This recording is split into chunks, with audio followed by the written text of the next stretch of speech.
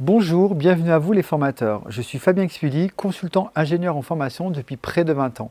Je propose au quotidien des actions de formation pour pouvoir développer de nouvelles modalités, de nouvelles méthodes et de nouvelles techniques pédagogiques auprès de formateurs qui souhaitent se professionnaliser. J'ai souhaité, à travers cette vidéo, vous donner quelques astuces sur la création d'un support de formation. A tout de suite.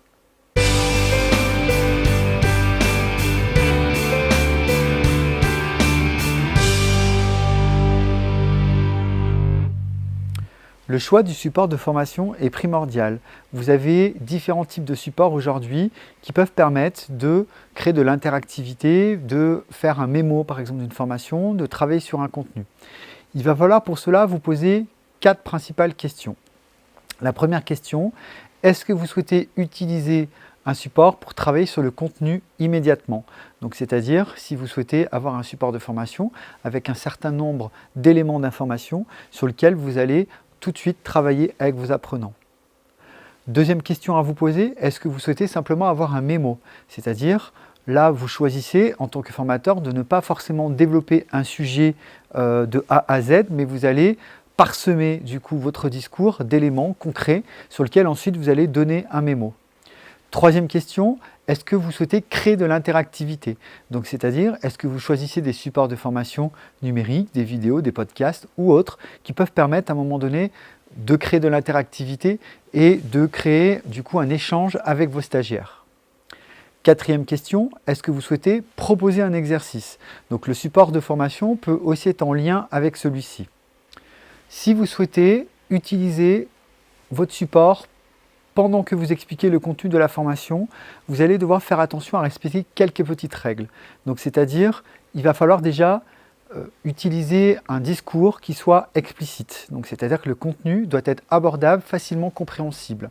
Pour cela, vous avez la possibilité de choisir différents logiciels, comme par exemple le logiciel Word, le Prezi, éventuellement un PowerPoint. Vous pouvez également utiliser par exemple un mind mapping pour faire passer votre contenu.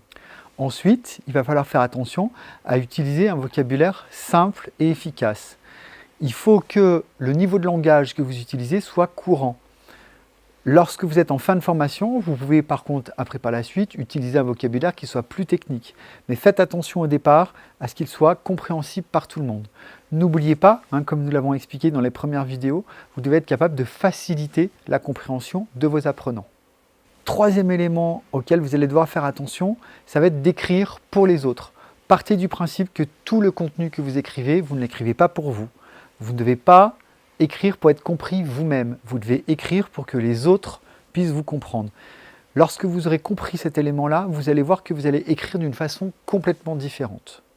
Si vous souhaitez créer de l'interactivité, vous disposez aujourd'hui également de supports qui peuvent être divers et variés. Nous pouvons utiliser Word, nous pouvons utiliser le Prezi, des PowerPoint, mais vous avez également la possibilité d'utiliser d'autres outils comme par exemple Evernote ou bien par exemple comme la vidéo.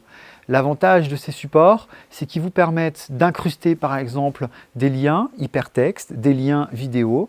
Vous pouvez éventuellement par exemple sur des PowerPoint intégrer des captures d'écran, intégrer des podcasts. Vous avez la possibilité de rendre vos supports très interactifs.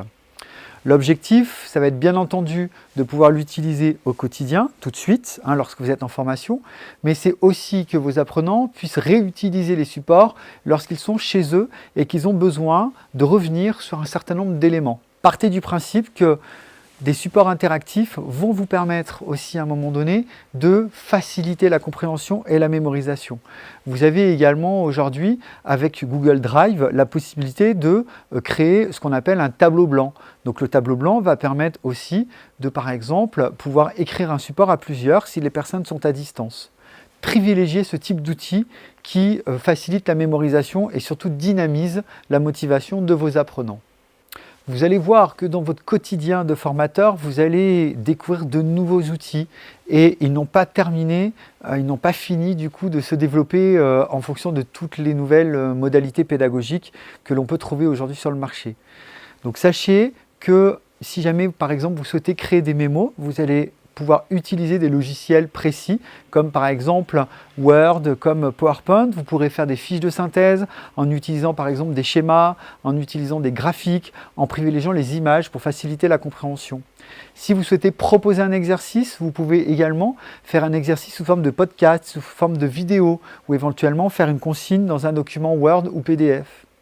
Ensuite, si vous souhaitez construire une évaluation, vous pourrez également utiliser par exemple la vidéo ou des documents Word.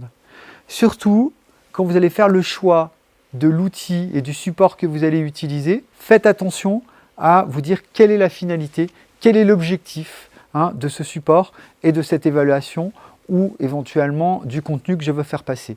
Et vous allez voir que immédiatement, vous allez avoir un support que vous utilisez régulièrement qui va arriver plus vite qu'un autre.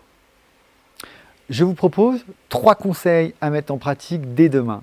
Le premier conseil, avant d'utiliser un support et avant de faire son choix, pensez toujours à l'objectif, c'est-à-dire à quoi il va vous servir.